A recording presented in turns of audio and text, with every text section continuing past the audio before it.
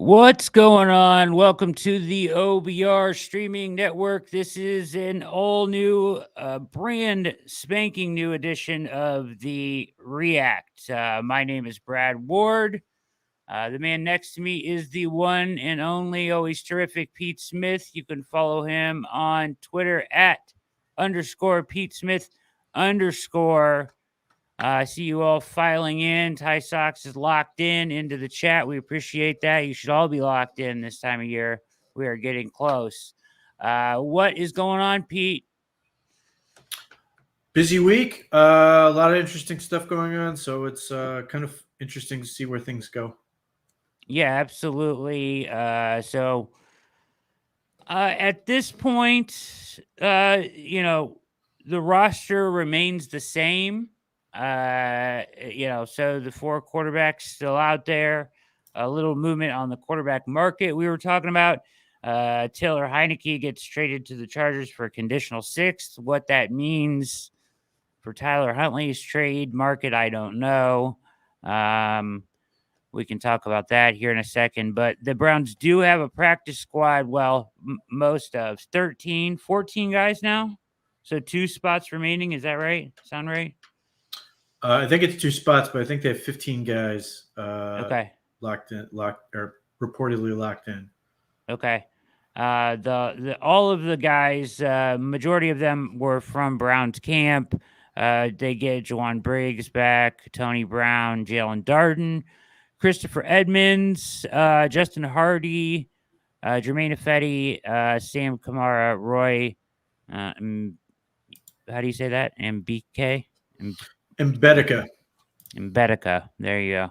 James Prochet, Winston Reed, Rex Sunahara, Lorenzo Thompson, Michael Woods, and then most recently Cameron Latu, a 3rd-round pick of the 49ers, tight end, who missed all of 2023 with a meniscus. He went to Alabama. They cut ties with him. The Browns scooped him up on their practice squad here. Surprised to see that at all, Pete? I don't know if I'm surprised. I mean, it's an opportunity to get somebody else out there. You can sort of recruit in that regard. So it's a good opportunity. Did you mention Mike Ford? He's allegedly back. As well, after he was with the Browns last year and then signed with Houston Texans. They cut him. So he's going to be on back. But Latu, I mean, Siaki Ika was a terrible process pick, so I hated it, and I'm not surprised it's worked out this way. Cameron Latu was also not a great process pick because they drafted what amounts to be a guy you're hoping is a blocking tight end.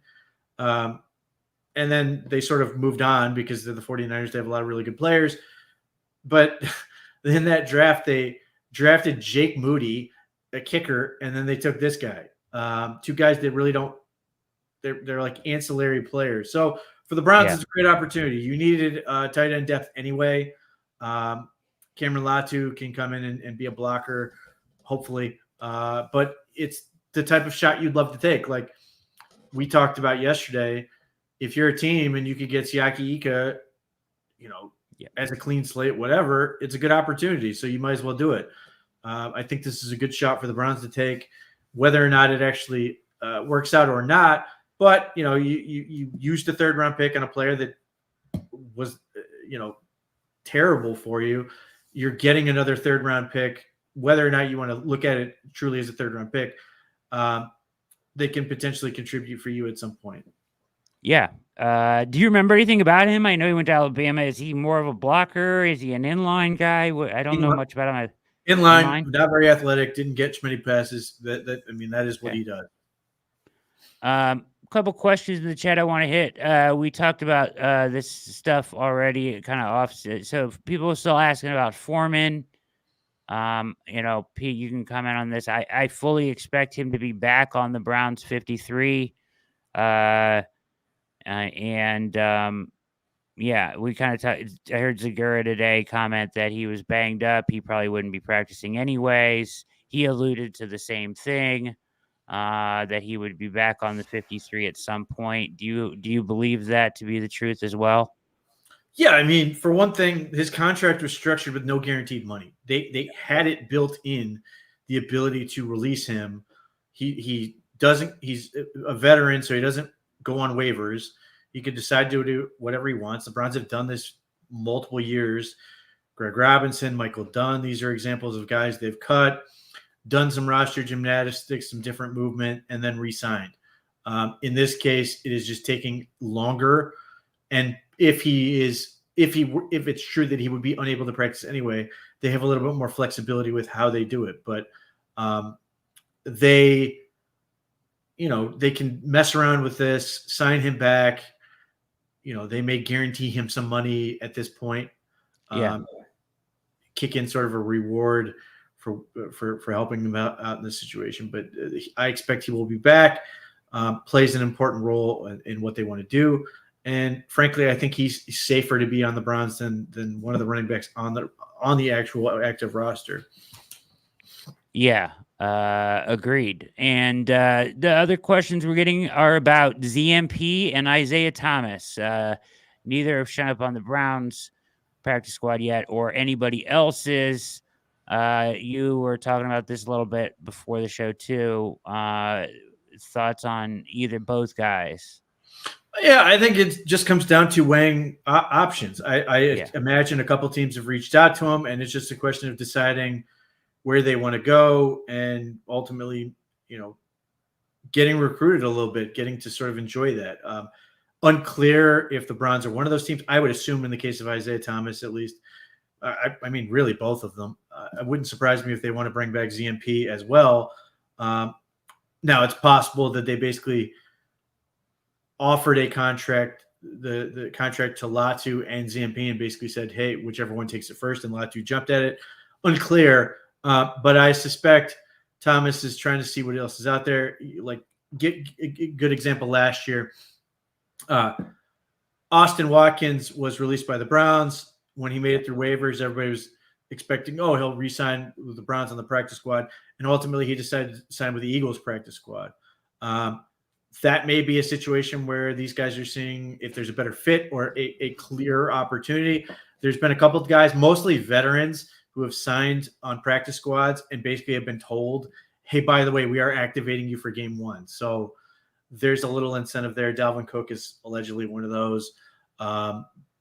There's at least one other one that has happened where they basically said, hey, sign here on the practice squad. You are getting promoted. So maybe that's an option for them. But if you're Isaiah Thomas, for example, I don't think he looks at it as the Browns being a bad situation, but he does see 5 defensive ends on the team that, were comfortable. They were comfortable with taking it. And I don't think it was close. Does he really want to be the 6th guy? Who knows? Maybe there's a roster with a better opportunity. Yeah. It wouldn't surprise me if he was looking for a better opportunity. There are a number of guys in front of him that he would have to overcome. So at some point, the question here from the chat still, are we still trying to trade Huntley? Yes. What's up with Jed Wills? They've activated him. He's not practicing, but he's involved in, he's working with the trainers by all accounts, and involved in meetings and whatnot. They had to activate him if they wanted to have him a chance, even if he's not ready for week 1, to answer your question, chat. If he wants to come back within any time in the first 4 weeks, he had to be activated. So that's my understanding, right? Yeah, look, I mean, the NFL values walkthroughs quite a bit. They want to get these guys up and running, in terms of the different things they want to do specifically for this week. Whether or not, he's ready to practice or when he's ready to practice, they want to be ready to go. And I think there's also, I would say there's probably a little bit of sort of pressure from the team, not even necessarily on Wills, but almost on like the training staff to be like, let's get him going. So yeah, I mean, we've seen this before. This has been done before.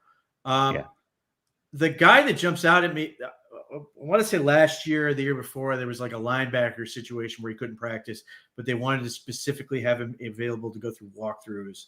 So we've seen this before. I'm sorry, what was the other one you mentioned before Jed Wills? Huntley. I mean, they are going to try as best they can to get something for Tyler Huntley. I would.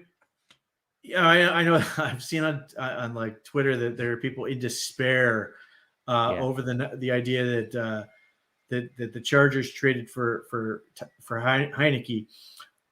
I've looked around the league. There are teams with some really iffy backup quarterback situations. The one that jumps out to me right now is the Lions. Behind their starter is Hendon Hooker and another rookie, I think Jake Fromm or something like that. So Tyler Huntley is more credible than either of those guys right this second. So I do think there's a possibility that he gets moved. And draft compensation would be great. I just wouldn't rule out the possibility that it's for a player that the Browns are going to get somebody that another team's willing to give up. Basically, the team, the player that they were potentially going to cut anyway, and they do it that way.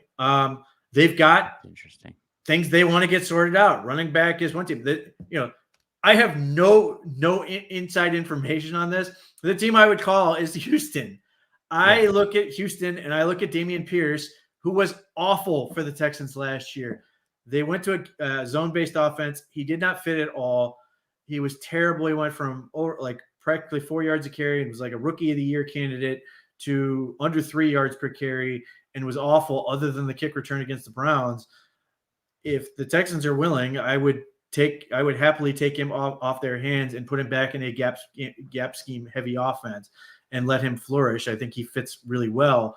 But that's just one example. I don't know if they'd really be willing to do that type of deal. But I suspect there's going to be some kind of ability to go out there. And if all else fails, maybe they do have to end up cutting Tyler Huntley. But the Browns are, until Foreman is ready to go, they're like, fine, they can sort of hang out and wait on this. Yeah. But another team can't. Absolutely. That's exactly what's happening, I think. James Porch asking, is Jameis Winston being shopped? That was out there. Even, Mary Kay kind of walked that back a little bit. Basically, we've had a couple of reports come out that he's not being shopped, that they were just listening. They're going to listen to offers on anybody, right? Everybody has a price for the most part. So I can't imagine them moving him at this point unless somebody really blows them away. Yeah, I mean, here's the thing. If a team calls and goes, hey, what would you do Jameis Winston for whatever, let's say a conditional sixth or whatever. The Browns answer the phone and say no. Yeah. They have engaged in trade talks with players. That's all it takes. And we've seen this with DTR. I think this is a situation the Browns had things that other people wanted, and they did not offer enough.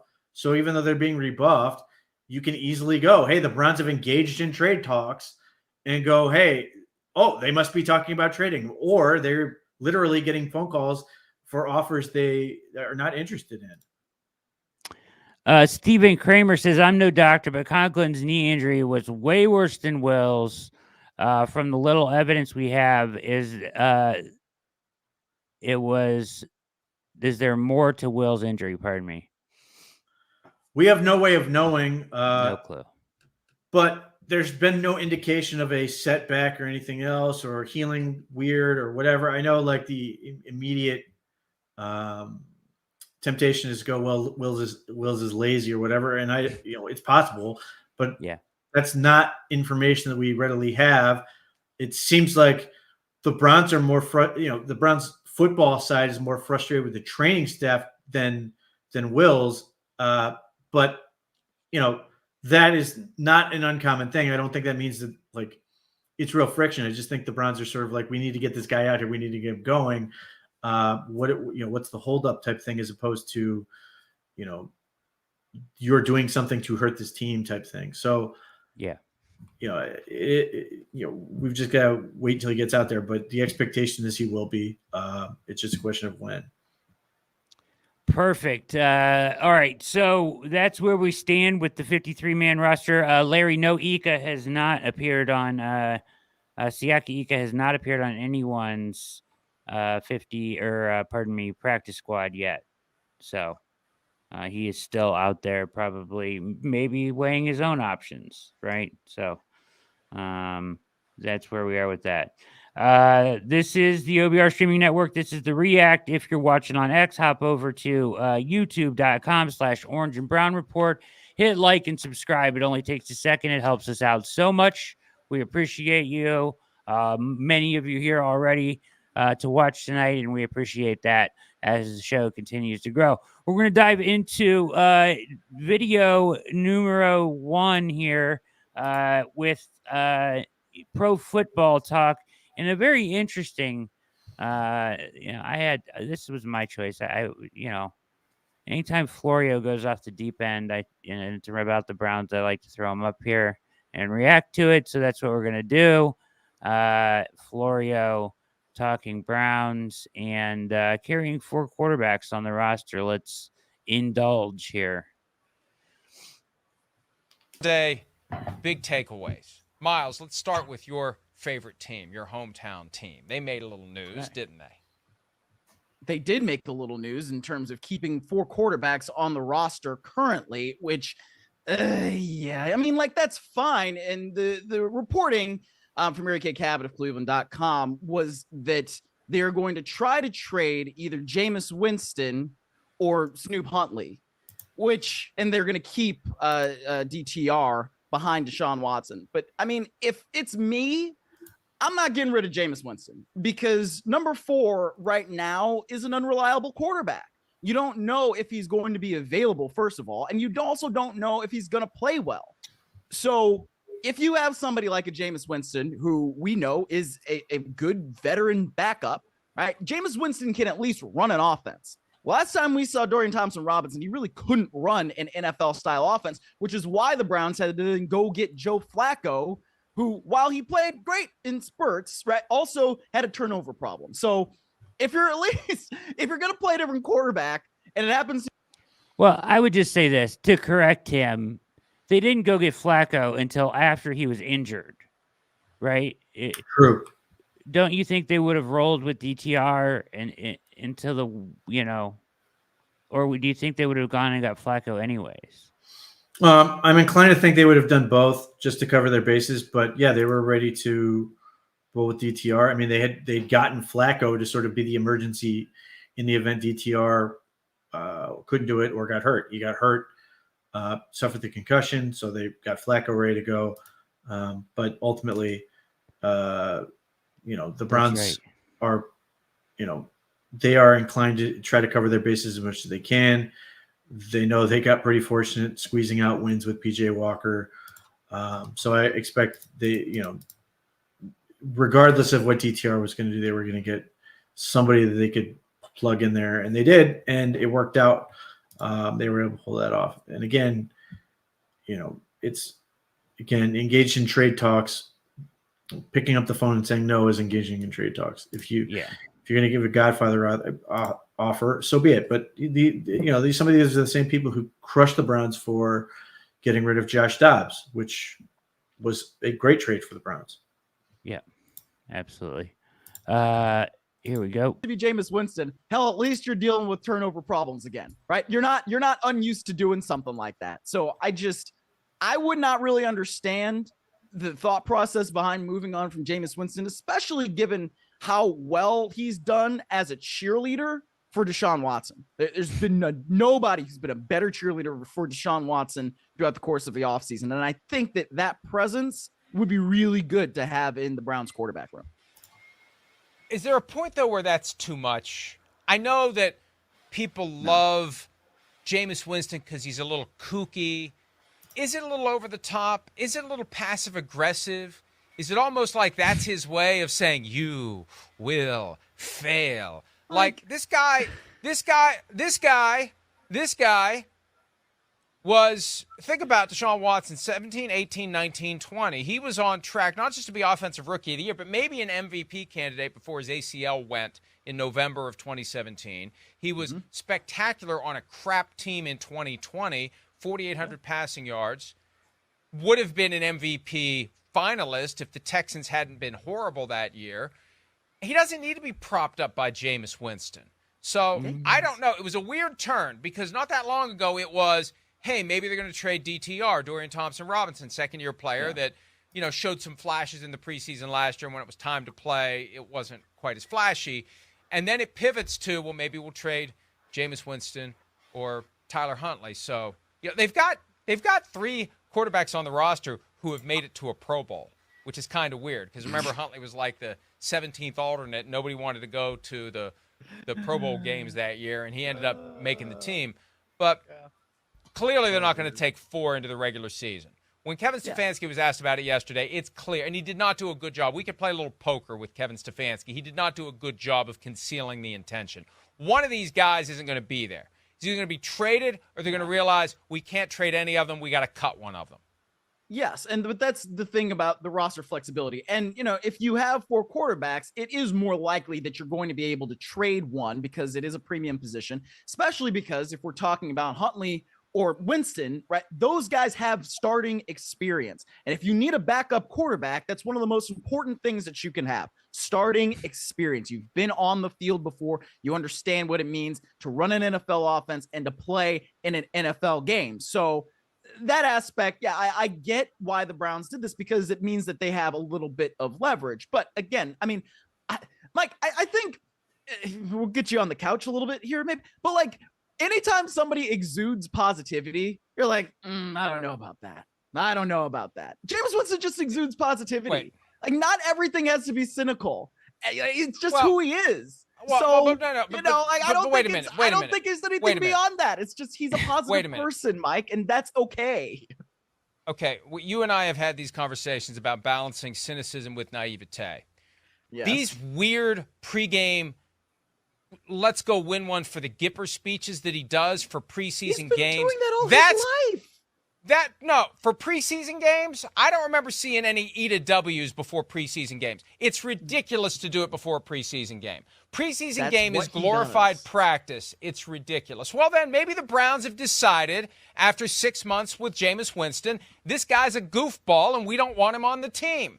Maybe that's All right. So this is great stuff. But Florio talking about James, he couldn't be further from the truth, in my opinion. I mean, I do think that he's like, Watson doesn't need him to prop him up. Well, it doesn't hurt, right? Like having him there to kind of prop him up and talk to, and his constant positivity certainly doesn't hurt the situation. I think it's part of, the whole, you're taking Dorsey and you're taking,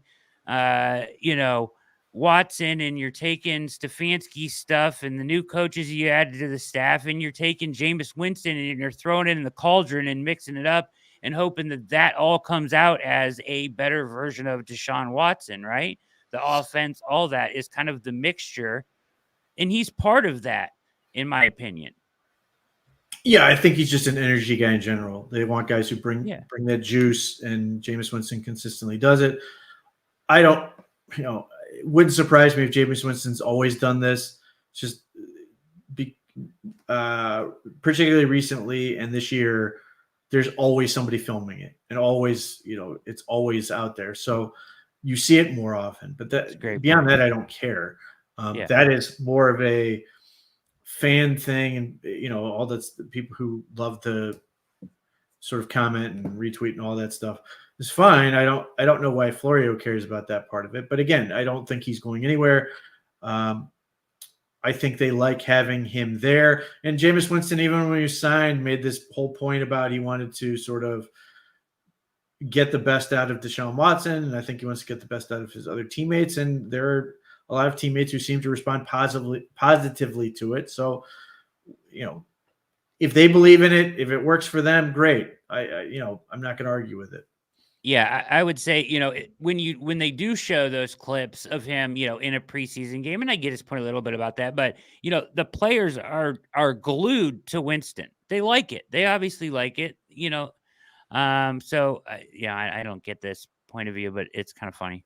That's why they're looking to trade him. Doesn't really fit with what we're trying to do here. A little over the top, a little too kooky. Think about the Deshaun Watson, Jameis Winston vibe. Maybe Deshaun Watson's decided, get this guy the hell out of here. I can't take this guy. He's making me nervous. This guy won't shut the F up. Because Deshaun Watson's not that way. When you're kind of quiet and reserved and you're constantly around somebody who won't shut the hell up, you get to a point where you're like, tell that guy to shut the hell up. There's one way to shut him up. I'm just trying to. I'm trying to understand. I'm trying to understand what's going on. That's all. So I know. And Jameis Winston's a character, and we embrace characters. But when you're trying to win football games, sometimes that kid that won't shut his damn mouth is getting in the way of what we're trying to do. But he's supposed to be there to help support the starting quarterback. If you can get. I think that, when you're trying to motivate people, which is what he does, it's like I said, I think that you're taking a very cynical view of something, and that doesn't surprise me, but he's just a person that exudes positivity. And yeah, he's kooky, but that's just Jameis Winston. If you didn't know Jameis Winston was kooky before signing him in March, where you been since he was at Florida State a decade ago? Well, and let's be extra cynical. They couldn't bring back Joe Flacco because the fans would be chanting, "We want Flacco" week 1 against the Dallas Cowboys. Yes, yes. Well, that I agree with you. So we agree on that. We cover a sport where bullshit is everywhere. So it's not cynicism, it's reality. Things are always not what they seem. There's always something that's percolating below the surface. That's what Mike would have you believe. And to a certain extent, yes, there's always something percolating below the surface, but to the chat's point here, I don't think there's anything inauthentic about what Jameis Winston is bringing to the table right now. No, if people watched him on McAfee, he's no different. Like that's just how he is. So that's. I think for all the stuff they talk about with Joe Flacco and the reasons they didn't bring him back. I do think that some of the reasons they wanted Winston are because he is the opposite in certain respects. Joe Flacco is also a very sort of calm, demeanored guy, and it worked for them. But I do think they wanted a little more energy from that position room and a little more like outward passion. And they got it in addition to everything else that Winston does. So I think that is part of the reason they brought him in. And that you've seen it with how Vrabel sort of taps into that with the whole, them doing their races or whatever. They want guys who are competitive. They want guys who bring their own juice consistently to all their stuff. And Jameis Winston's going to give you that no matter what. Yeah, absolutely. It's crazy, funny stuff though from Florio. No, I don't know if he's trying to be funny or put on an act, as many people in the chat are saying. He's searching for content here, but an interesting take on Jameis Winston, who, by all accounts, is beloved in the locker room. So, all right, our second video tonight is from. I do have to add, Pete. I don't know. Did these guys switch teams to the 33rd team? Yes. They left PFF? Correct. I did not know that. Indeed. What was the reason? Do you know? Well, my understanding is Arif Hassan did a whole big expose from his Wide Left blog talking about the issues that PFF has had with their higher ups, and they're losing a lot of their on-air talent, or should not just on air, but losing a lot of their talent to other ventures. Brad Spielberger, who's been their sort of contracting and cap guy, worked for an agency. They've had a couple guys leave to work for teams. Some guys leave to do their own ventures. Other people leave to go to do other opportunities. And obviously these two were the most sort of attached to the PFF brand that have left, but this is not a new thing. It's been going on. And I don't know if there's any reason to expect it's going to stop, but it comes down to some of the decisions that, or some of the people that Chris Collinsworth has hired and backed that have sort of created an environment where some of these people just don't want to stay there. Is my impression that Sam, and his name is escaping me right now, but Steve Palazzolo. Steve Palazzolo are day one guys, right? I think they were there from the ground up. I think Sam Monson was there for 17 years. I think Steve Palazzolo was there for 15. Sam was pretty much like almost the first one in the door. Yeah, pretty wild. Okay, so these guys are with the 33rd team now. They have a new show called what is it? Something that Mike. I wrote it down. Why don't I see it? Something the mic. It'll say it at the bottom.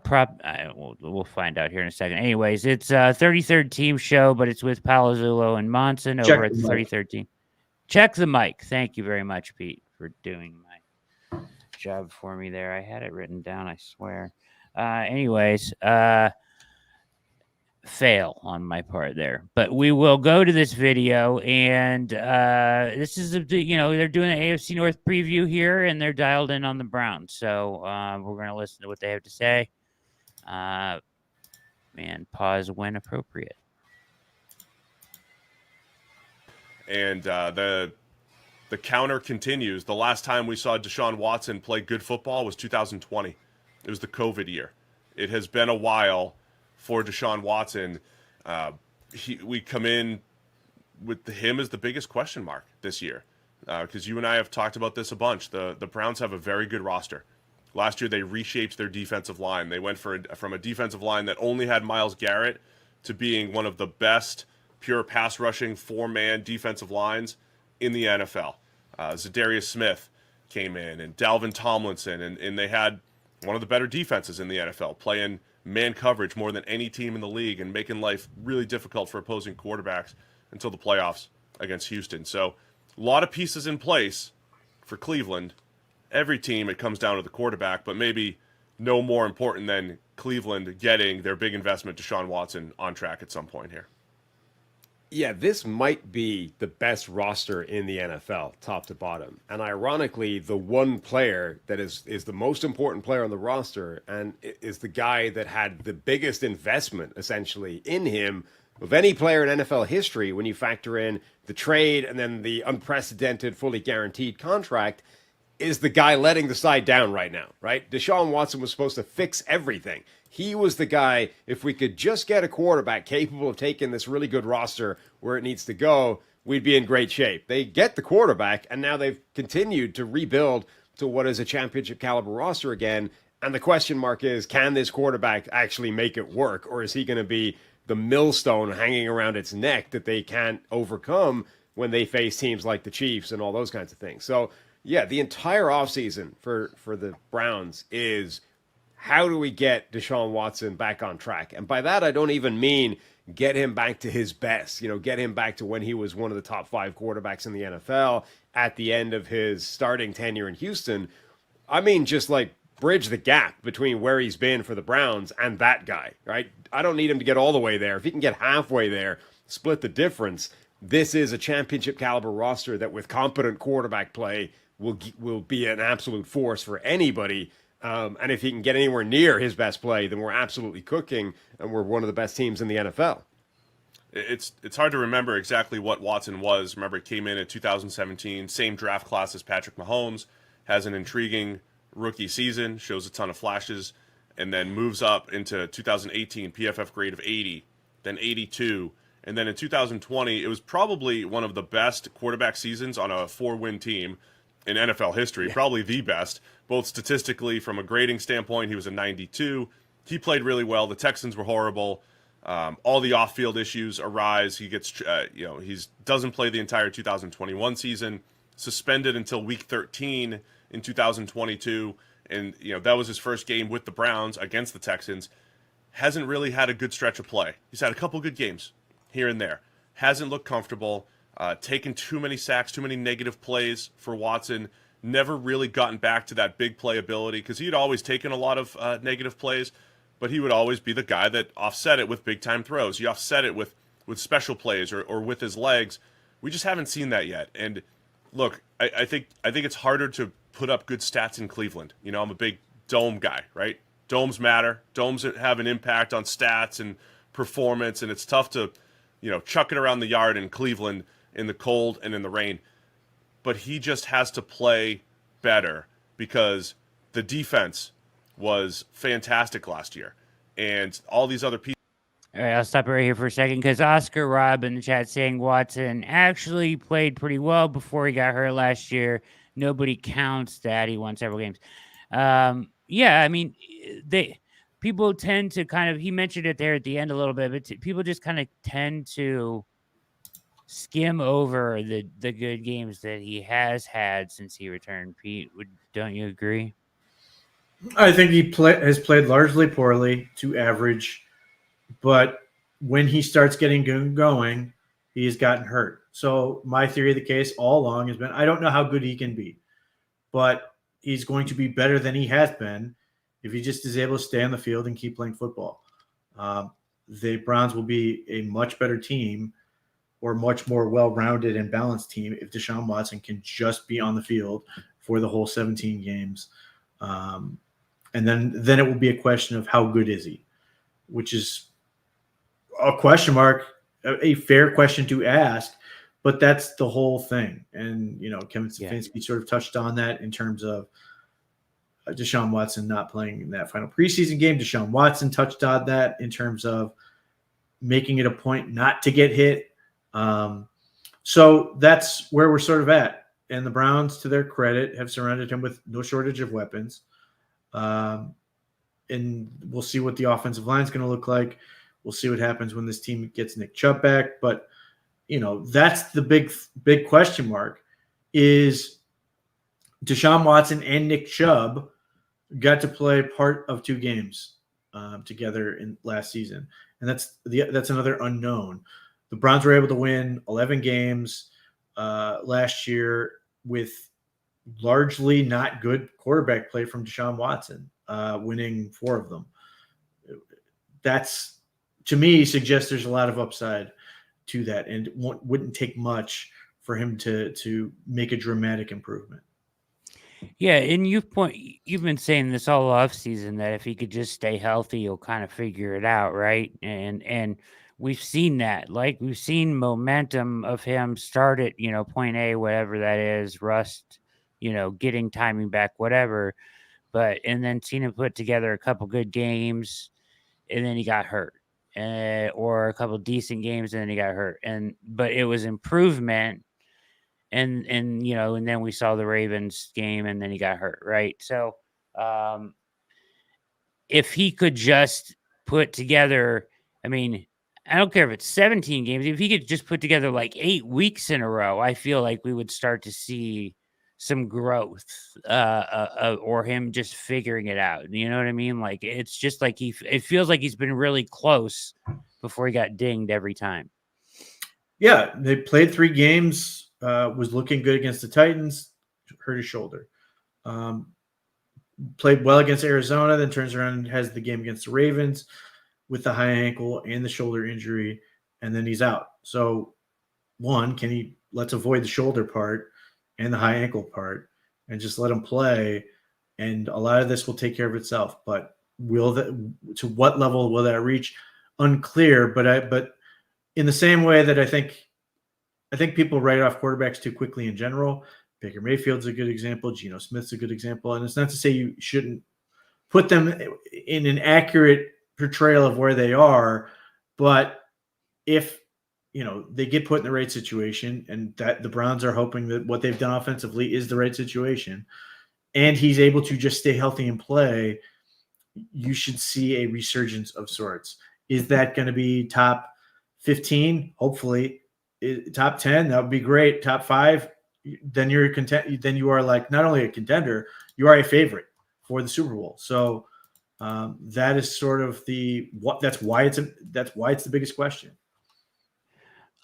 Drew asked a question in the chat real quickly before we get back to the video. Is the shoulder still lurking as an excuse? No, he's healthy. He's been operating at full capacity. I think Joe Burrow is taking more time off than Deshaun Watson. Exactly. so no, and I also don't. I don't think you've ever heard me say rust on this podcast on this show. No. I don't care about rust or any of that crap. The Browns need to beat the Cowboys. The Browns need to beat the Giants. They need to beat the Jaguars. They need whoever's on the schedule. They need to win those games. They can't just sort of suck and then hope it gets better. Like if he doesn't play well and they win, okay, you're hoping it's going to get better, but ultimately he needs to do enough for them to win football games and hopefully get better as he goes. All right, we're going to go back to the video here. Pieces that you mentioned, you think, hey, maybe one of the better rosters in the NFL. Watson just has to creep back toward average. And if they do that, the Browns can do some damage. They've had a good offensive line for years running now. Probably some questions at tackle with some of the injuries and some of the depth there. They've brought Amari Cooper and Jerry Jeudy in for pennies on the dollar, at least from a draft capital standpoint, over the last couple of years. A lot of good pieces here for the Browns and for Watson to get back on track. And the difficulty is, I think, trying to reverse engineer like what got the best play out of Deshaun Watson, because Kevin Stefanski, the head coach, he has brought his system. His has been very effective previously. It's not working with Deshaun Watson, right? There's some kind of lack of gelling there between Watson and Kevin Stefanski's offense. And to Stefanski's credit, he has been willing to do things that I think a lot of coaches wouldn't. Like he's brought in Ken Dorsey as an offense coordinator now, who's, I think, basically been tasked. Dorsey's brief is figure out an offense that makes sense for Deshaun Watson, like get him back to where he was. And that, I don't think it's the easiest thing in the world to do, but demonstrates some sort of serious, humility and selflessness and putting the team first for Stefanski, because a lot of guys would be like, this is my system, figure out how I adapt my system to make it work for this guy.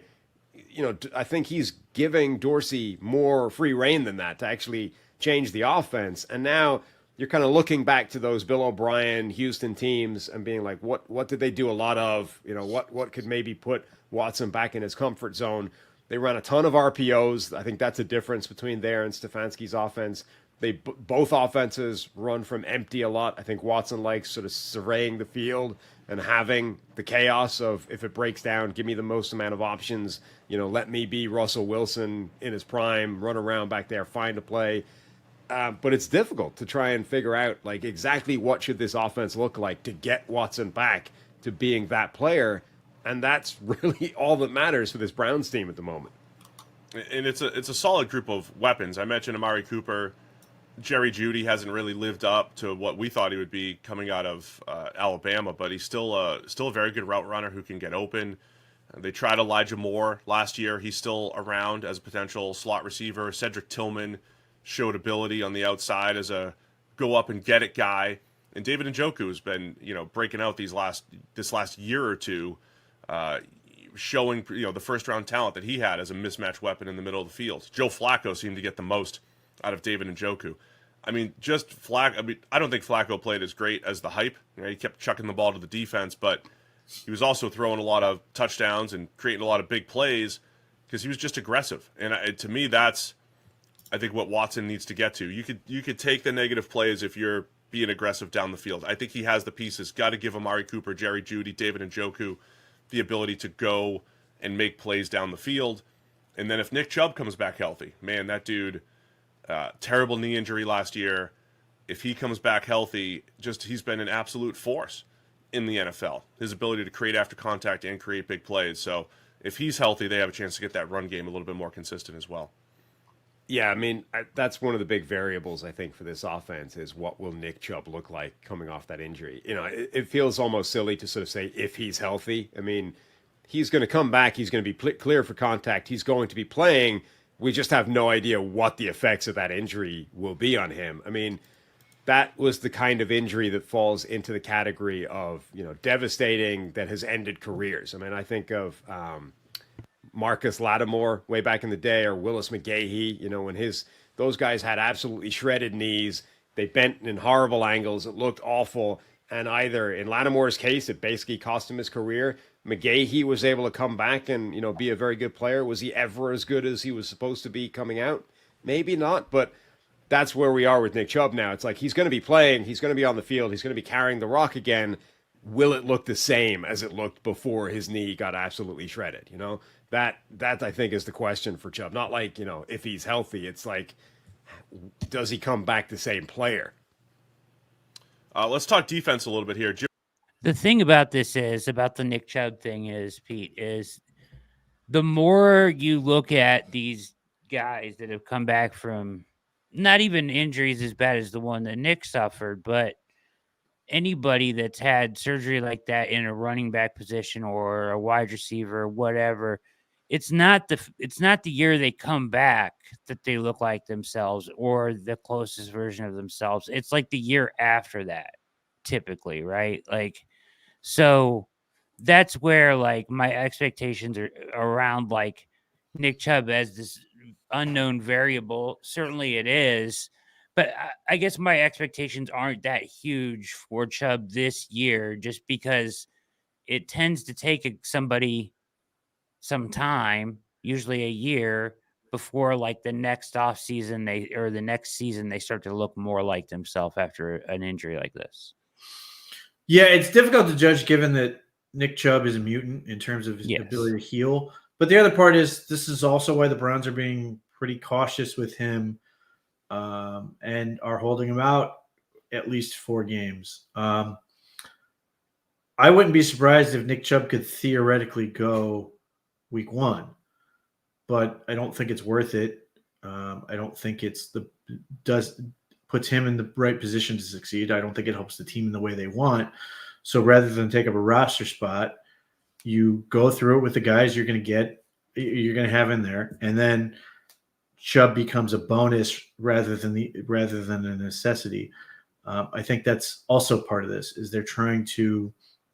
I don't think they can help it. I think just Nick Chubb's presence and everything is going to sort of increase expectations. Sure. Of what he means to the team.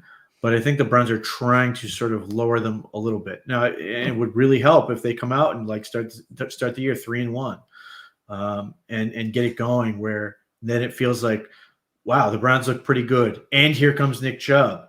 And even if it takes him some time to get going and they reduce his carries early before they might unleash him later as he gets potentially healthier, more comfortable, all those things. Then, you know, the goal is that, much like Watson, that when you get to that last 7 games, that really difficult stretch, that those guys are ready to go, you know, 100%, feel good, confident, all that stuff. You can really gain some momentum and hopefully carry that into the postseason. Yeah. Jim Schwartz came in last year, really emphasized that 4-man rush. Again, the Browns had one of the worst defenses in 2022, completely turned it around in 23. Schwartz's system coincided with getting Myles Garrett some help. You know, I think Myles Garrett, and it's tough to separate the best edges in the NFL. I think Myles Garrett's number 1, though, from a pass rush perspective. What he does in the run game, he is absolutely unblockable, even if the sack totals don't always say it. He's the most difficult to block in the NFL the last couple of years. But they got him as Darius Smith, Obo Okoronkwo as a third rusher that they can move around a little bit. I even just love some of the pieces on the defensive tackle. I mentioned Dalvin Tomlinson earlier, but getting the most out of guys like Maurice Hurst, later in his career, and Shelby Harris, who's been a really dependable player. They've just done a really nice job of building depth with good, dependable players up front on this defense. Yeah, I mean, it was Myles Garrett and nobody else for a while, and that wasn't good enough. As soon as they gave him more help, Jim Schwartz's defense, I think, also aids that. You know, his scheme really lets those guys attack, really puts them in a position to make an impact. And we saw the impact that had on the back 7 then. You know, what just getting a consistent source of pressure from more than one guy can do to a group of talented cornerbacks. And, you know, Denzel Ward, I think, is still a top corner. Greg Newsome, former first-round pick. Martin Emerson on the other side has really emerged as a high-end corner. They were having, in training camp, joint scrimmages with the Vikings. And Martin Emerson, I think Denzel Ward is out. Emerson was the guy drawing Justin Jefferson reps, right, all the time. And, okay, he got beaten sometimes because it's Justin Jefferson, but the reports were generally that was like an even battle, and if you just watch the highlight clips, Emerson's getting Jefferson as often as Jefferson is getting Emerson. So, he's really emerged as a force, as a number 2 corner. And, Grant Delpit has been fantastic at safety. Like, that's a really, really good group. They just paid big money to Jeremiah Owusu-Koramoah at linebacker. Freakish athlete, incredibly explosive, credible range, can make plays all over the field. I expect this defense, and it's not easy to sort of back up a statistically elite defensive season year on year. Again, coverage fluctuates year to year. Just defensive performance generally fluctuates year to year. So it's not easy to back up the kind of season they had a year ago, but I think they're well positioned to do so. Especially in how they're playing it. They played a lot of man coverage. I thought there were certain games we had to explain why the results were great for the Browns, but maybe, say, the PFF grades in coverage weren't as great because there were open throws on the back end that were missed. But again, that's the team defense aspect of it. If you're looking at how they played as a team, it was one of the league's best. Love all those players that you mentioned. JOK, I think Grant Delpit has become very good in man coverage against tight ends. When you talk about trying to beat the Chiefs or trying to beat the Ravens or some of the better teams, or even the Bills now with Dalton Kincaid, Delpit plays man coverage on tight ends maybe as well as any safety in the league right now. So, look, I think the story for the Browns, all the pieces are in place. They're all in place. What's the best case scenario, though, for this year's Cleveland team? Has to be just centered around Watson getting back on track to some point. Talking about Delpit, week 1, I mean, Ferguson is a big part of what Dallas does. Do you think Delpit will be deployed that way week 1 in a way that tries to take him away from Dak? I would assume so. I mean, Grant Delpit's gotten good enough that he gives Mark Andrews fits and has been able to cause him issues. So, yeah, I mean, I would. I mean, the Cowboys have Jake Ferguson, they have CeeDee Lamb, and they have Brandon Cooks. Brandon Cooks didn't have a great year last year. Maybe he will be better. But after that, it's like Jalen Tolbert. They don't have a lot of weapons on offense. And that's a team that has Ezekiel Elliott. They just signed Dalvin Cook. I mean, they've got talent on the offensive line, and Dak Prescott is a good quarterback, though Myles Garrett has consistently dominated him going back to college. It's they don't have a whole lot of great options. I expect the Browns are going to do something to sort of at least have 2 guys consistently looking at CeeDee Lamb. So it makes sense for them to just have Delpit potentially take away the tight end, gives them more flexibility to potentially free up another defender. And just, if he's doing that, that gives them the ability, like if CeeDee Lamb's primarily operating from the slot or something, that the other safety or somebody else is consistently looking at CeeDee Lamb. Hell, they could put a linebacker over CeeDee Lamb every play and just jam him and then have the corner pick him up after he gets off the line of scrimmage. I mean, there's a lot of ways they could do that because you have these guys you can count on.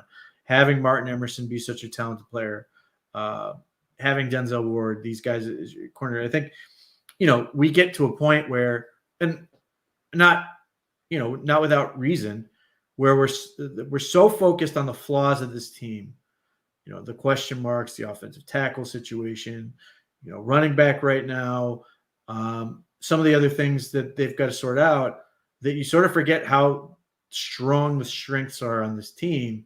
Yeah. And that, you have the reigning defensive player of the year who, the further we get away from this, frankly, I think he should have been in the MVP conversation because they see all these lists and he's the only one on them in terms of players that the Browns have in the top 100 or whatever. But you've got 2 very good outside corners. If Greg Newsome is truly back, that's huge for this team. JOK and Jordan Hicks, very good linebackers. Like, they've got a lot of things going on defense that, to me, suggest they can be better than they were last year. If Juan Thornhill just regresses to the mean, he will be a significantly better player this year. And they got a lot out of Rodney McLeod last year before he tore his bicep. So they've got a lot of depth at a lot of those positions. We're going to see what the new revamped defensive line looks like with Quentin Jefferson, who's a pressure guy. There's just a lot to like about this, not only the team in general, but just specifically as they get prepared for the Cowboys. Yeah. You mentioned Greg Newsome, so he's back at practice. What do you think? I mean, I'm just like kind of like something's missing from this story here, right? Like he said in his press availability that he felt like he was ready to go 2 weeks ago. Obviously, he didn't tear his hamstring then, right? Or is he just? What are your thoughts on this? It seems really strange that he's back this fast. Yeah, I don't know if there's like if we're gonna find out he had some like weird new procedure that did something else, or maybe he had something Right. installed. I have no idea, Yeah. but legitimately, the precedent has been like 6 months, Yeah. or at least like a lot of weeks. Yeah. Not long ago, the OBR had heard that it was like 6 to 8 weeks, and he's back. Yeah. Is he really ready? Unclear. Good enough the Browns passed his physical, which is important. Yeah. So there's clearly more to the story. It'll be interesting to find out what actually happened. I mean, my first instinct is give credit to Greg Newsome. He seems like he worked his ass off to get back on the field and do everything he could. And certainly, I think, coming off of last year, I think there's room for growth in terms of maturity. But he and the rest of that defense have a lot sort of, they have a chip on their shoulder. They want to prove that they are really that good.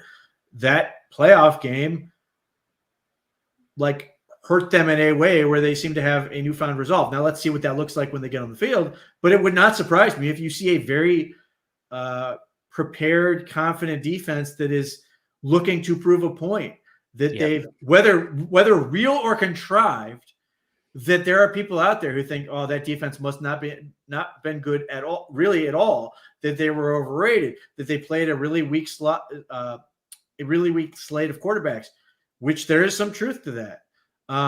What are they going to do against a real quarterback like Dak Prescott? What are they going to do when they have to play Patrick Mahomes? Are they going to still be that same defense, or are they going to be the defense that struggled against the Rams? Are they going to be the defense that struggled in the playoff game? Are they going to be the defense that struggled early against the Broncos? I think there's a lot of fuel for them to prove themselves. And it sounds, Greg Newsome was sort of vocalizing some of those things in his press conference. So it'll be interesting to see what that really is at this point. But like I said, if he's back and ready and good to go for week 1, it's a huge weight off the Browns, because they had real concerns about the slot. And understandable, because if you have Denzel Ward playing at a high level, if you have Martin Emerson playing at a high level, everybody's going to be looking at who's the other guy. And Greg Newsome certainly has talent. You can like Cameron Mitchell and Miles Harden all you want, but not only do they have to have the physical ability to do this, but they've got to be right in terms of reads, calls, all these things, because one false move or miscommunication or whatever, and given how aggressive they are, that's 6 points. And that, we shall see where this offense comes out. It'd be really helpful if the offense comes out and scores 30 a game. But if it's a rock fight and you give up one play, that could be the game. So that would be important, certainly important in terms of how they want to play, their aggressiveness, and just being able to trust that they can play, cover 1, cover 0, some of those things where they want to be super aggressive and ramp up pressure.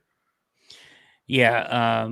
To your point, that position, especially if Newsome wasn't there, would get picked on tremendously, right? And that would be certainly a liability, or an area you would have to adjust for. You'd love to see this defense come out at 100% full strength and be able to do, everything they've been preparing to do here. All right, let's finish up this video. And we'll get into our last one here. So just to clarify, Grant Delpit, is he a tight end eraser? Is he your guy now? Yeah. I don't want to take full credit for that. Our old friend, Mike Renner, texted me during the season last year. He goes, watch Grant Delpit. He might be your tight end eraser. and he's the go. guy. I've been searching for him, like Bigfoot, searching for him for years, and it's Grant Delpit. He's the guy. Like go cover Travis Kelce, shut him down. Go cover Mark Andrews. Go cover Dalton Kincaid. Grant Delpit's your guy. Nice. There Yeah, you I'm go. excited. All right. Best case scenario. Best case scenario is, I think it's actually at this stage unrealistic to even expect Deshaun Watson. I don't even know that getting him back to the best version of him is even within the range of outcomes anymore. Like I'm almost seeing that as a pipe dream. If you can get him back to, reasonable level play, like better than average, productive, splitting the difference, as I said, between his best play and where he's been for the Browns, that I think is the best case scenario for this team. And I genuinely think that makes the Browns Super Bowl contenders. With this roster, plus a quarterback that's playing well, even if he's not playing elite, is good enough that the defense, that the receiving group, the offensive line, the run game, theoretically, that all of those things can come together and beat anybody in the league. Now, can they do it 4 times in a row to go to a Super Bowl and win it? Maybe. I think that is, it might be the best of the best case scenario, but I do think that the best case scenario for the Browns this year does involve a championship. Yeah. Wow, that's awesome. So every team in the AFC North, you're just saying, 3 hey, of the best 4. case, 3 of the oh, 4. jeez. It's a new show, Sam. We don't want Steelers fans to hate us here, too. I'm with you. I think they got a good roster. And if they can make a little bit of a run with Joe Flacco off the couch, theoretically they should be able to do it with Deshaun Watson. As a worst case scenario, though, is I think they're looking for a new quarterback at the end of the year. I mean, at the end of the year, they're saying we just gave the most guaranteed money at the time to any quarterback ever, and that was a big waste. And not only did we do that, we haven't picked in the first round in a few years either. And Right. And that's almost, when you look at what Andrew Berry has done as general manager, the fact that we could sit here and say, hey, the roster's still in good shape. You usually can't do that when you make a big investment at quarterback, not just financially, but from a draft perspective. The fact that the Browns have been able to build this depth without first-round picks the last few years has been very impressive. They've done a great job. I think it is a sharp front office, good team-building effort there. But worst-case scenario is their quarterback investment fails again, and at the end of the season, they're sitting there figuring out who the next guy is. I mean, if you completely ignore all of the off-field issues surrounding Deshaun Watson, from a process standpoint, you would say they have been extremely unlucky that this has been the outcome, because they have actually rebuilt a championship caliber roster around a quarterback. And then they went and targeted what they thought was like a proven commodity, a quarterback that should have been the guy to team with that roster. And this should be like the best team in football. And actually, the guy that they identified, who theoretically they were trying to get, on the cheap because of all the legal issues, has just been a complete and total catastrophe for them. So from a process standpoint, purely focusing on football, that's been very unlucky. Now, somebody might suggest that that's what happens when you dive into the kind of problems that Deshaun Watson was bringing with him, the kind of baggage that was attached to that. But yeah, this should be a better team than it's been based off what they have done and what they have on this roster. Key position group for you for the Browns this year. I mean, let me just highlight tackle really quickly. On paper, they've been good. Jedrick Wills Jr. heads into the last year of his deal at left tackle. I think he's been the one guy that's underwhelmed over the last few years. Jack Conklin has been fantastic, but he's had a lot of injury issues the last couple of years. DeJuan Jones stepped in well for him last year. So again, I think they've built it well on paper, but still one of those question marks that I'm just keeping an eye on, especially when it comes to health at the tackle position. Yeah, I think usually, we're trying to find reasons not to go with quarterbacks for the most critical position, but the Browns are, I think, one of the teams where the exception should be made, because everything is Deshaun Watson this season. It's been about Deshaun Watson the entire offseason. Like, the entire focus of this franchise is, can this guy just play above average? That's their season. All right, let's get All right, there was Check the Mic over from 33rd Team, Steve Palazzolo, Sam Monson. Thoughts on what they had to say there, Pete? Hard to argue with much of it. I mean, offensive tackle obviously is the biggest question most people have right now, other than is Deshaun Watson going to be good enough? And then, yeah, look, if best case scenario, they can be a contender and win the Super Bowl, period. I mean, they have a ton of talent. They're loving up Grant Delpit, who, is probably the fourth, might be the fourth or fifth player most people bring up on defense first. I mean, I've been a Grant Delpit believer. I wanted the Browns to draft him. And then they sign the extension, and they sort of lay out to you why he can do those type of things, and he can do everything else the safety does. He can play deep. He can play in the box. He can be a man coverage guy. He can do a lot, which is why it's prudent for them to get the extension done. And then since then, you saw a whole bunch of people make a whole lot more money that may not have been as good as Grant Delpit. So there's a lot going right for this team. They've got it. Obviously, the problem is when your concerns are such premium positions, it can cover a lot of those good things and put a cloud on this team a little bit. But if they come out and play well and get it rolling, there's gonna come a point where people are gonna have to start taking them seriously again as a threat to win the division, a threat to potentially contend. Good stuff on AB there. I think from a process standpoint, football only, and they're right about the burden that is these quarterback contracts can be prohibitive to the way that teams build rosters in the NFL, but it hasn't stopped the Browns from missing in the draft and still doing it. You know what I mean? So he's gotten creative at times, but he's found a way to put together this roster despite that contract. Probably a lot of credit to the Haslams there too, and creating some of this flexibility. But good to see somebody point that out, I think. Andrew Berry's good at what he does. The Browns have the capacity to cover up for mistakes, both in terms of there's obviously the financial component and their ability to spend, but just you're watching this week. They cut bait from Siaki Ika. Who knows? Maybe they get him to back to practice squad. Maybe they don't. They were able to trade. Cade York for a conditional 7th round pick. Maybe they're able to trade Tyler Huntley for something. Maybe they trade one of those corners for something. And then they get a Cameron Latu on the practice squad, and they get all these other things where maybe, you're obviously not the 3rd round pick was a waste, but you find ways to sort of win on the margins and sort of make up some of the gaps. And overall, I still think that 2023 draft class has the chance to be the draft class that people go back to and go, wow, that was a really, really good draft. And they didn't have a 1st or 2nd round pick. Yeah.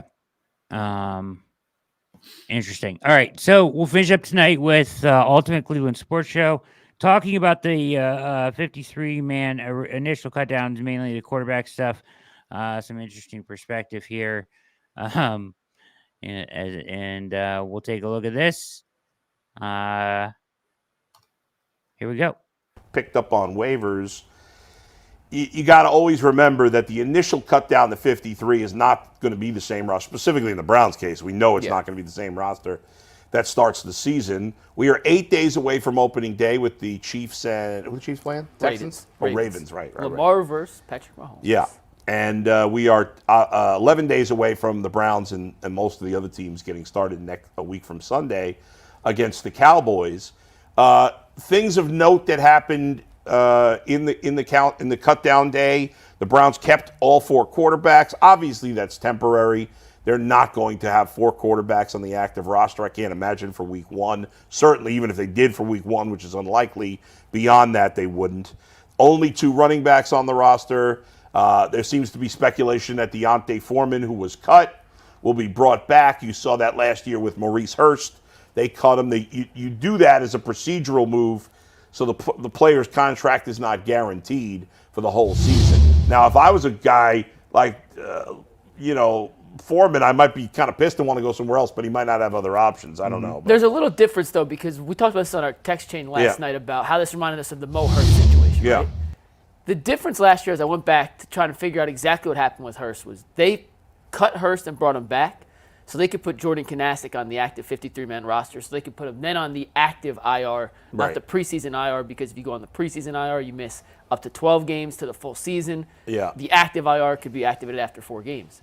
The Browns put Luke Whippler on the preseason IR, or the non-active 53 PR. Yeah. IR, excuse me. I'm not sure who they're if they're following that same method. I'm not sure who they're going to place on the active IR that would then become Foreman's spot. Yeah, it could be the quarterback. Yeah, it's the quarterback. What's he talking? I mean, it could be somebody, but the obvious option would be when they move the quarterback off the roster, right? Yeah, I mean, one would have thought if they were going to put somebody on IR, they would have announced it today. It would be done, right? Yeah, and they would have, made that decision. Now it comes down to ultimately they're going to move one of the quarterbacks. Ultimately, they could move they could move a Pierre Strong potentially. They could move one of those corners.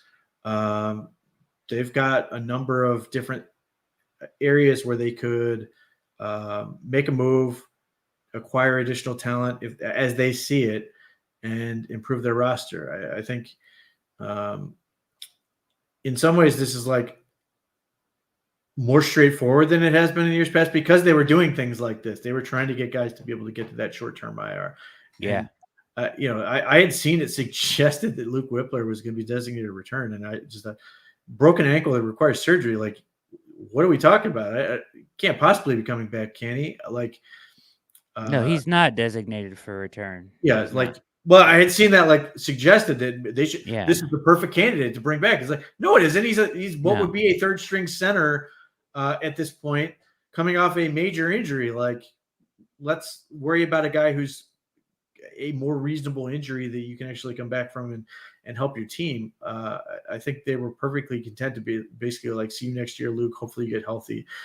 I know they like Luke Whippler. They're hoping this doesn't derail his progress, but he's able to come back for this. But yeah, they've got plenty of options on how they can fix the roster to get Deontay Foreman back, or add another defensive tackle if they want to get a nose, if they want to get another running back and replace Pierce Strong. They could do that.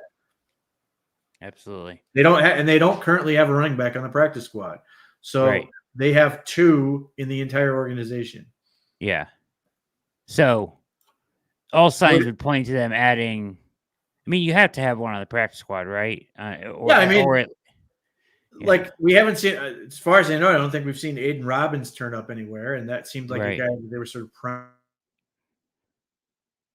priming specifically for the practice squad. But if like somebody else, they could go a different route. They've got a couple spots left, but yeah, they're going to end up Deontay Foreman at least. We'll see if they want another one. Yeah, I mean, ultimately, in a perfect world, Pierce Strong ends up on that practice squad, and perhaps, and maybe that's why Aiden Robbins is not yet on it. Who knows? Yeah. But I would expect 3 on the active roster, 1 on the practice squad. Yeah. All right. Very good. But yeah, it could be in the quarterback my mind, thing. it was the similar copy and paste of last year. I just don't think that's the actual situation. And maybe it's not the case. I know it was Field Yates saying that he thinks that's what's going to happen, but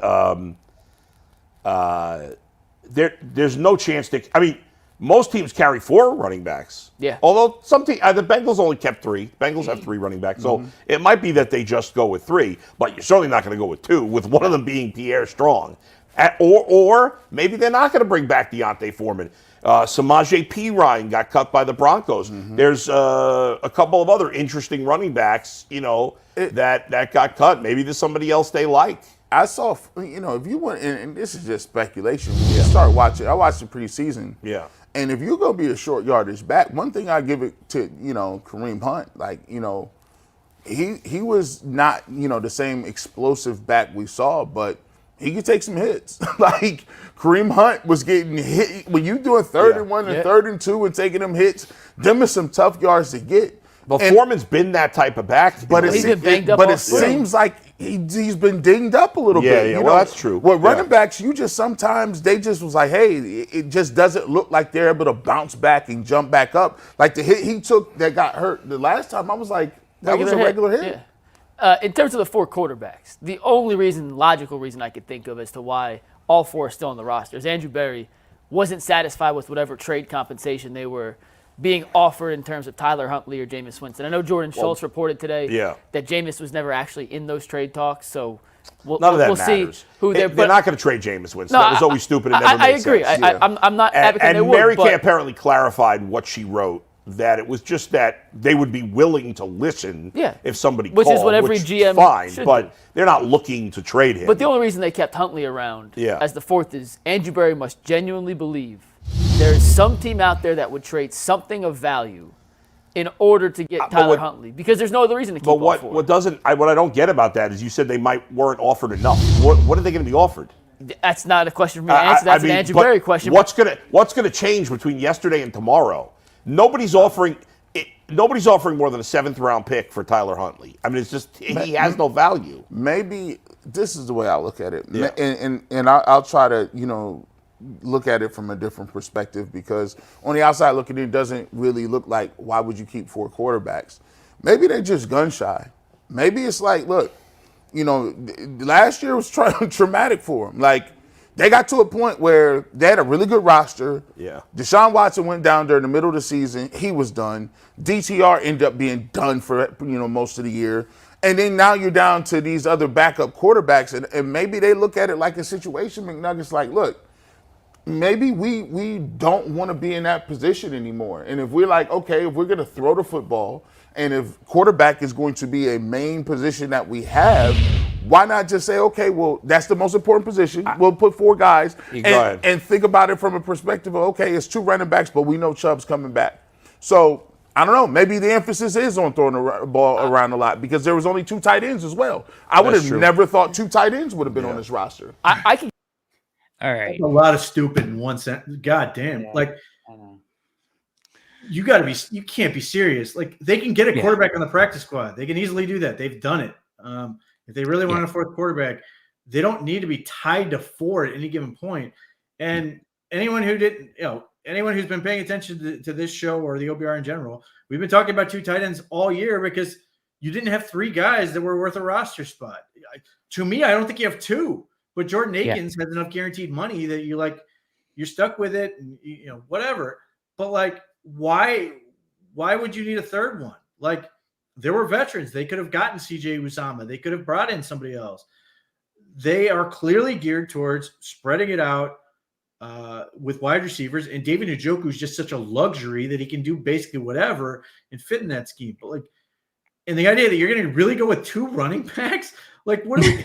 Come on now. At that point, basically what you're saying is they're going with that Elijah Moore crap that they tried last year where he was in the backfield. Come on. Like, stop it.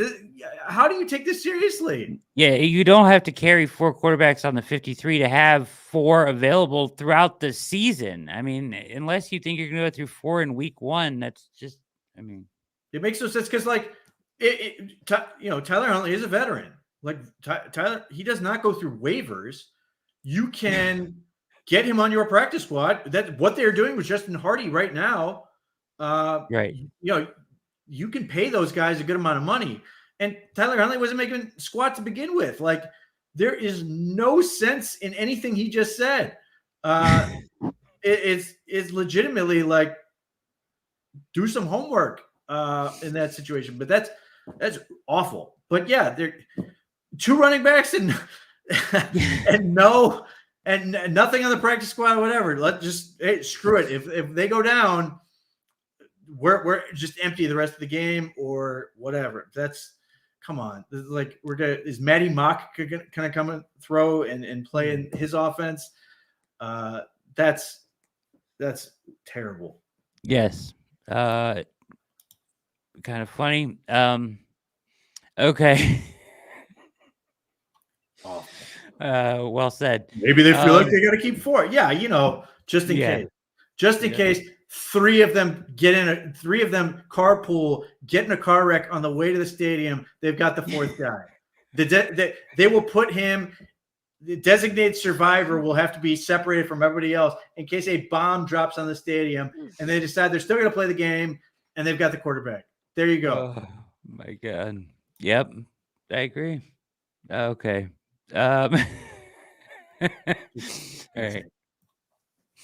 Get the two tight ends situation a little more if they're truly going to the spread offense, less two tight end, no three tight end sets because they don't have three tight ends on the active roster. At least for now, that could obviously change before the game. But if you're building a roster, and I know the initial roster can change, but if you're considering actually keeping 4 for week 1, you're hoping 3 of those guys don't play.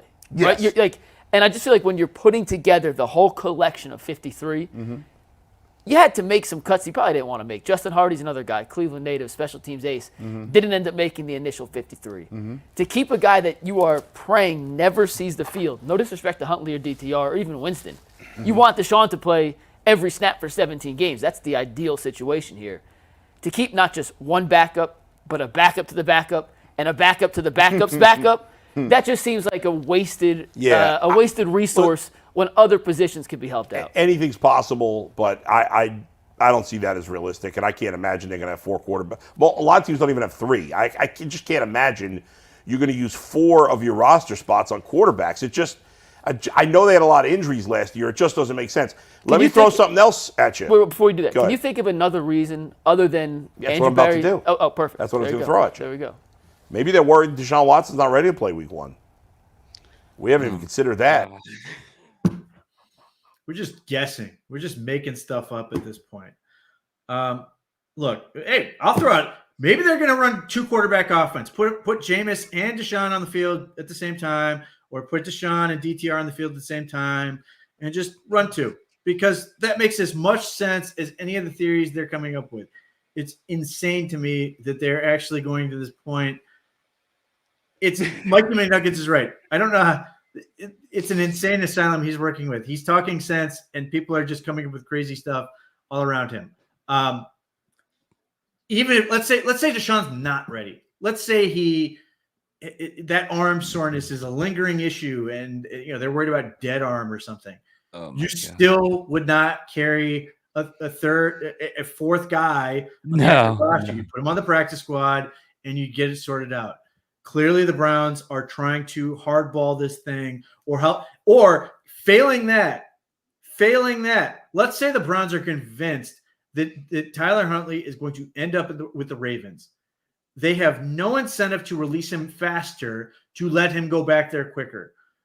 Not terribly dissimilar to, like, let's say the 49ers are actually going to trade Brandon Ayuk to the Steelers. If they're just getting picks back, what do they care if they wait till the day before the game to trade him and just be like, yes, screw you guys. We don't care. We don't have any love for Brandon Ayuk. We don't want to give him more time to prep. We'll take your draft assets, what we think is a low ball offer anyway, and you can have him start the game. Like, that makes more sense to me than anything else does. Like, if you're just saying we're going to hold out for a trade offer, or we just don't feel like letting the other team, who might be Baltimore, maybe it's somebody else that's on their schedule or something, where we think we're going to just say, screw you, you can wait longer to have him. He's not right. I agree. It's well said, but I mean, to go through this exercise of why they're carrying the 4 quarterbacks at this point and start throwing these ideas against the walls, it's too good. It's too good. Couldn't resist, Pete. Sorry. Did they just throw spaghetti or something else against the fake brick they've got back there and see? I mean, come on. Right. Let's see if there's anything else here before we get out of here. Yeah, I haven't considered that. You're right. I haven't. Besides, unless I didn't consider that. What? To me, that's the only reason you'd have all 4 quarterbacks to start the season. Now, again, I don't think they will, and I don't think that's the case, because I think the madness is if he wasn't, it still doesn't justify carrying 4 quarterbacks unless you're shopping one of them, even if he wasn't going to play week 1. And my God, he's practicing, he's playing, he's prepping. I don't get it. I'm sorry. No too sense. funny.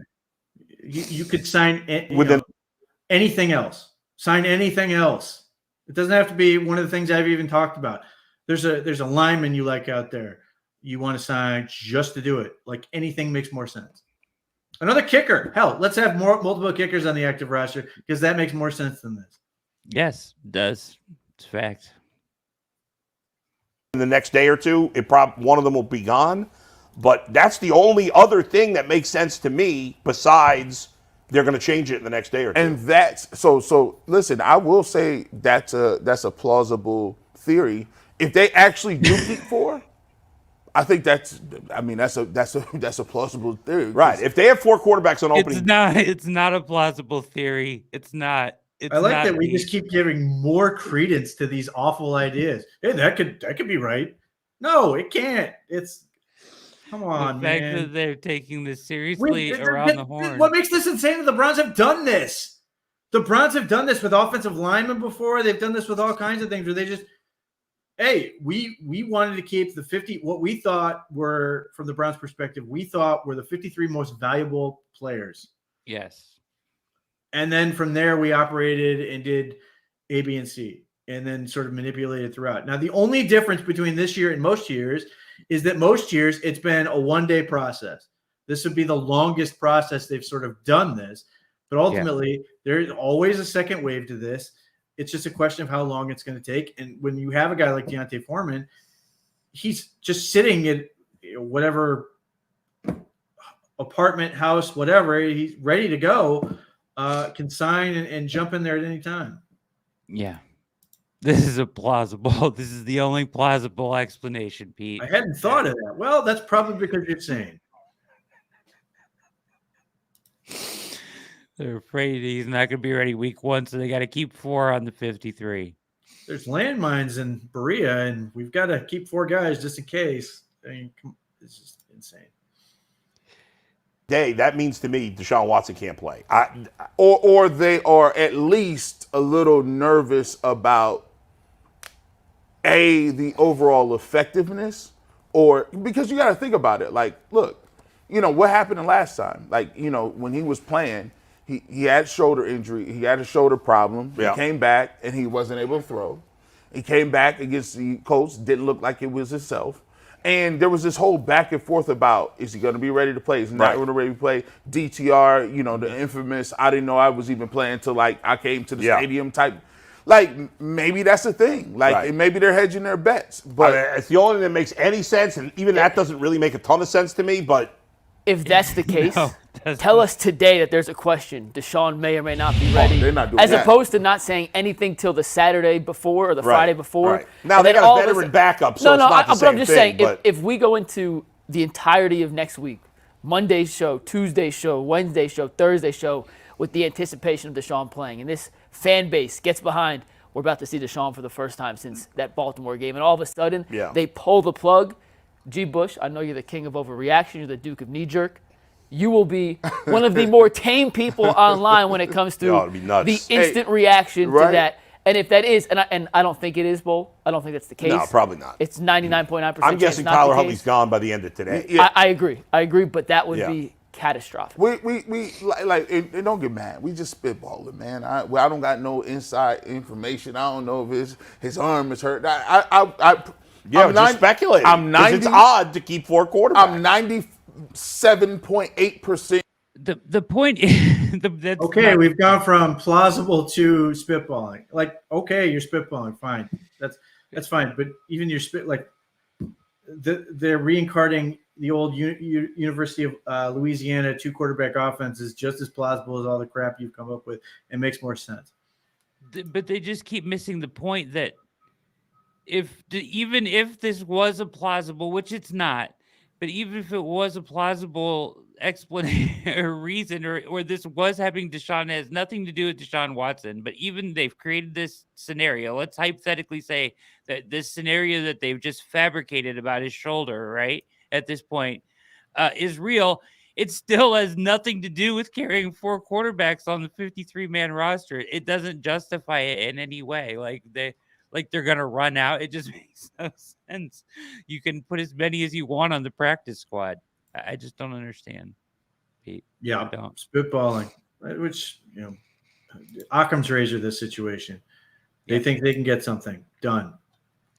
Yeah, simplest reason. Yeah, they think they can get a draft pick. They're waiting. Player, out. whatever. Yeah, player. That'd be even better. Yeah. So Sure that Huntley won't be here.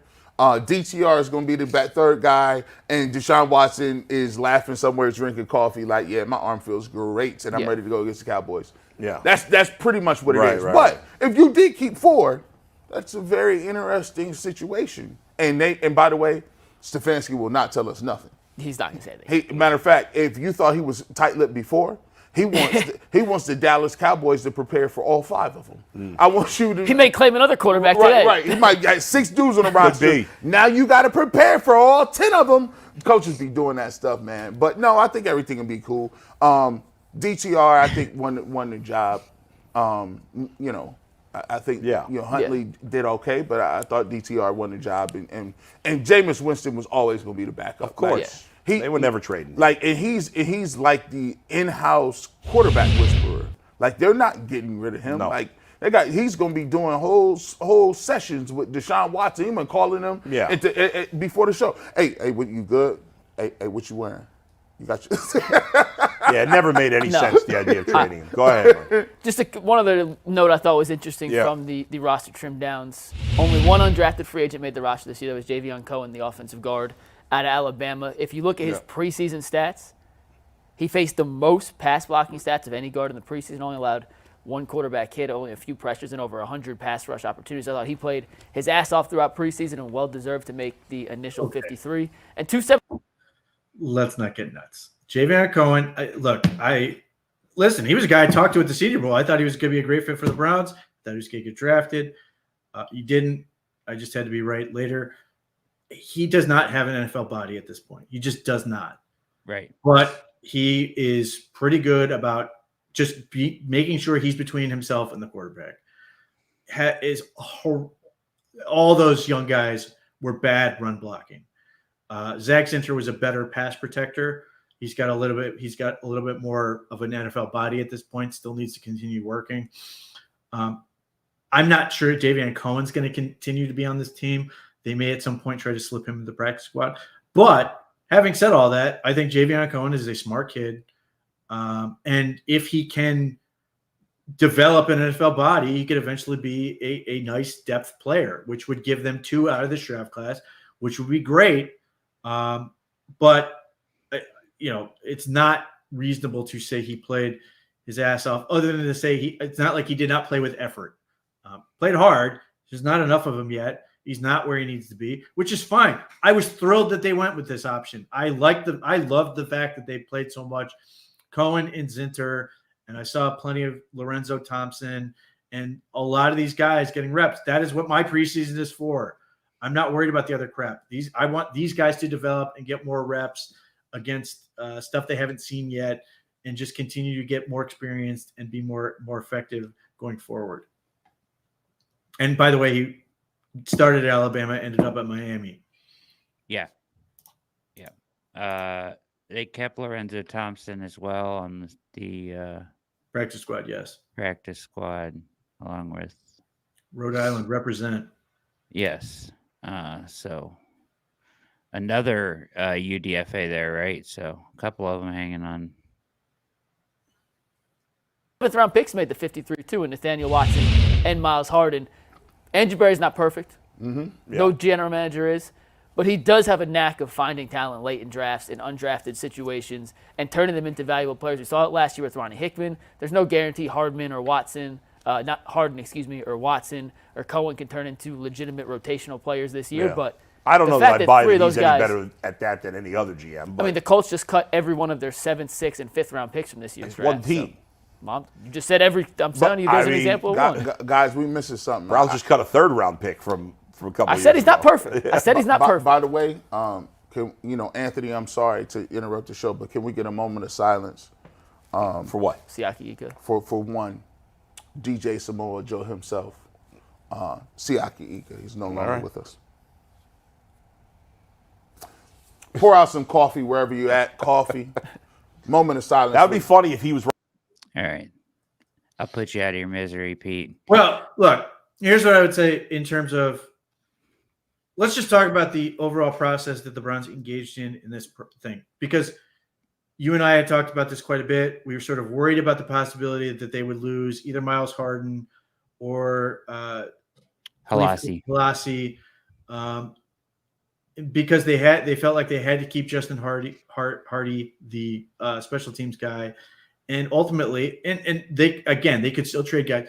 One of the most sort of sought after positions on cut down day is DBs. Carolina, I think, put in a claim for 35 different corners. So there is potentially an appetite to move one of those guys. But to the Browns' credit, they released Justin Hardy and got him to the practice squad, got Mike Ford to the practice squad, and at least for right now, for some reason, Tony Brown to the practice squad. They've got an entire special teams unit just sitting on the practice squad. Now, I have no idea why they have three. It would not surprise me if Tony Brown is very temporary in that role, but who knows? He has a previous relationship with Bubba Ventrone with the Colts. However, he also got thrown out of Indianapolis for conduct detrimental to the team. And I don't know what he ever actually did, but they just took his locker and said, get out. So they've got three DBs with all special teams experience. Mike Ford, obviously had that weird Ravens game where he got cooked by Odell Beckham because he was in an awful position being out there, and then got the big hit on Lamar Jackson and the interception, but he was a pretty good special teams player for them. That is what Justin Hardy is.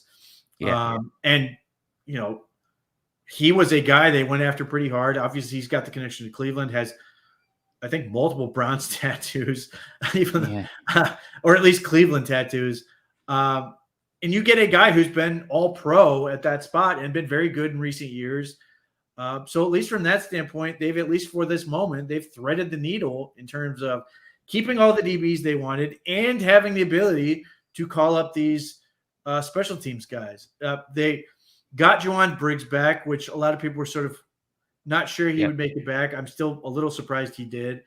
So, a 7th round pick, it wouldn't have been the end of the world if they lost him, but the Browns like his work ethic, his demeanor, the way he sort of approaches it. He's just not there yet. Now, having said that, they could activate, maybe that's their answer for week one, potentially, if they don't bring in another nose, that they want Briggs to come in and sort of help in that role until they find a different option or something else. But they've been able to get a lot of those guys. Everybody was worried. Michael Woods. And I said at the time, the next Austin Watkins, in terms of, we're all going to get very worried that this guy's going to get claimed. And I don't think it would have been unreasonable if he was. I think he's shown enough to be at least interesting to a team. But, he hasn't done it on the field. And I think only the Browns really have a good feel for him. So you get him back to the practice squad. So there's a lot of guys where I think, one, this is the year where the Browns have signed the least guys from other teams to this point. That could change. Right now, it's just one in Latu.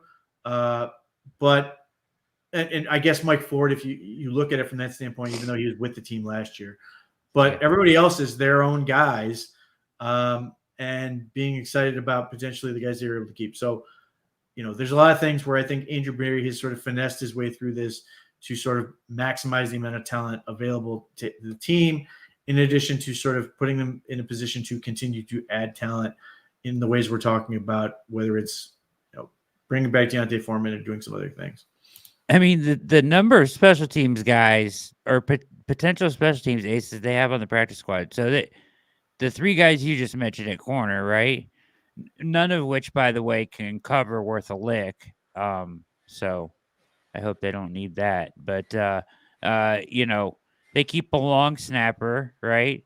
Another guy who may not be here that long, but nevertheless, they decided that Rex Sunahara was worth keeping. Kevin Stefanski said there's no reason to believe that Charlie Hewlett won't be ready week one. Maybe it's simply a matter of Charlie Hewlett's not ready to practice at this moment, and they wanted a guy, and Sunahara's been here, that they could get in real quick and do that. But that's another potential spot where they might look to add somebody else.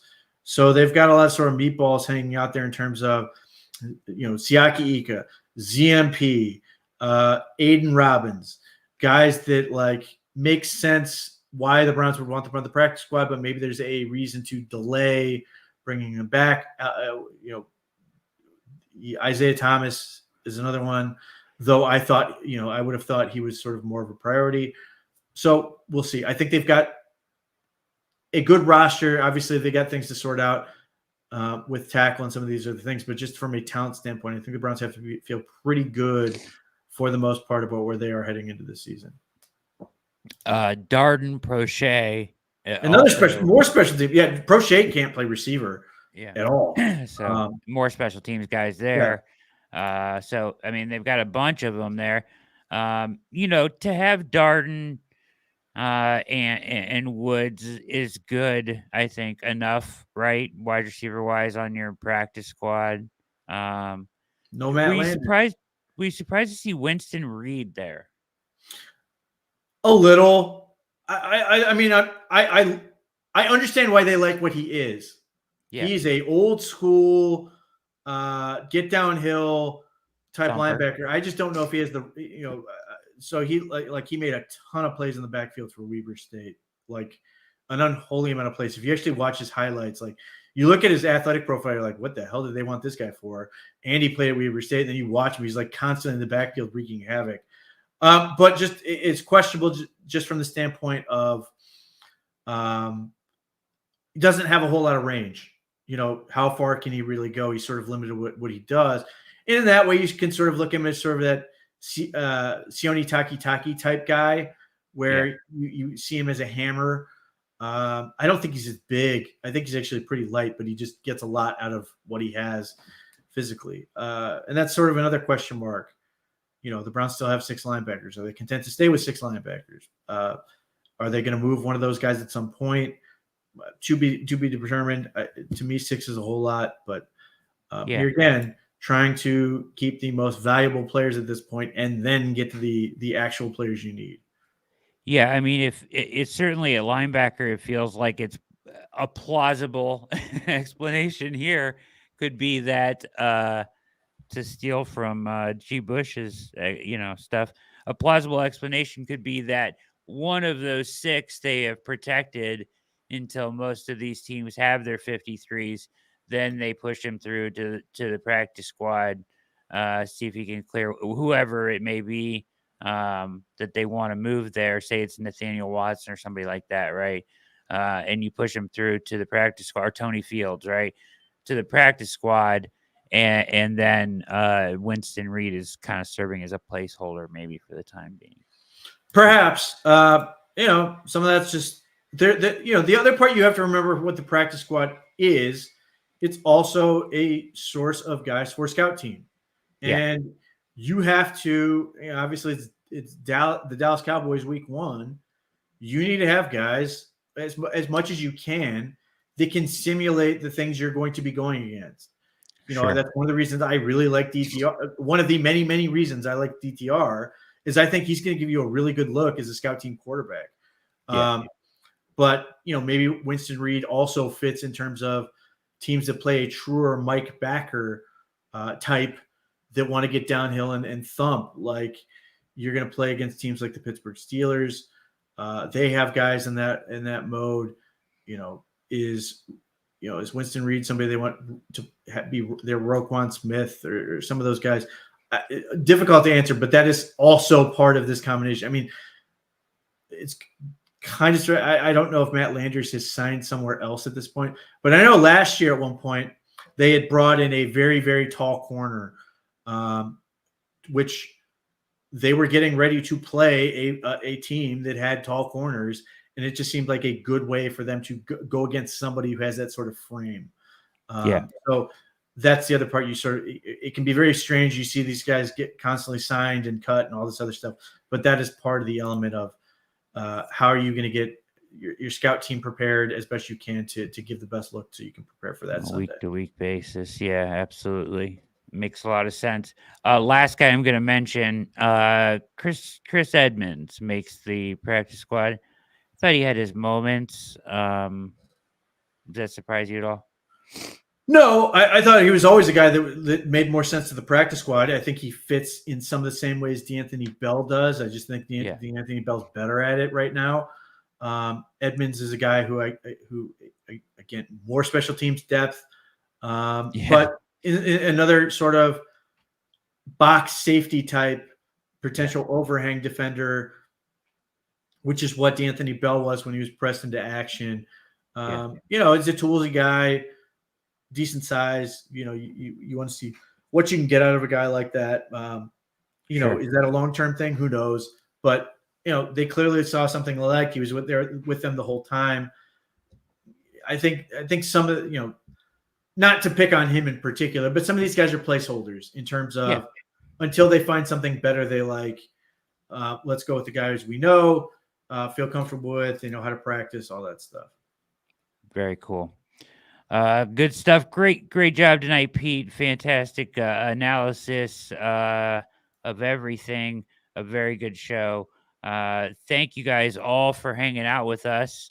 Make sure you hit the like and subscribe button before you get out of here. It just takes a second and it helps us out so much. So is D'Anthony Bell on the team? Yes, he is on the team. He made the 53. So appreciate you guys all hanging out, your questions, your participation. 619-20. Make sure you guys you know, atone for your sins. Hit like, hit subscribe. We appreciate you hanging out with us. Any parting words, Pete, tonight's react as we get out of here for everybody? Nope, just stay tuned to the OBRs. All eyes on Cleveland, all that stuff tomorrow. You know, things I think I know on Friday, and then obviously the stuff we put out content-wise on the website. There's you know, a lot to sort of evaluate and analyze going into both what the Browns have done roster-wise, and then obviously getting prepared for the Dallas Cowboys, keeping an eye on things like Jedrick Wills' status and some of these other things. So tune into the OBR. We'll have everything as soon as it comes out. Excited about getting ready for the matchup with the Cowboys. Should be fun to start talking about that in more depth as well. So we'll have everything covered for you wall to wall at the OBR for everybody at the OBR. The guys that went before us on OBR Weekly. I'll be back tomorrow, as Pete said, with Casey Kinnaman for All Eyes on Cleveland, and with Quincy and Abby on Friday for Things I Think I Know. So come hang out with us then too.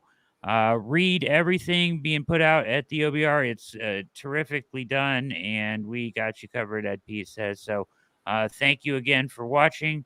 For Pete Smith, my name is Brad Ward. We appreciate you all. We're out of here.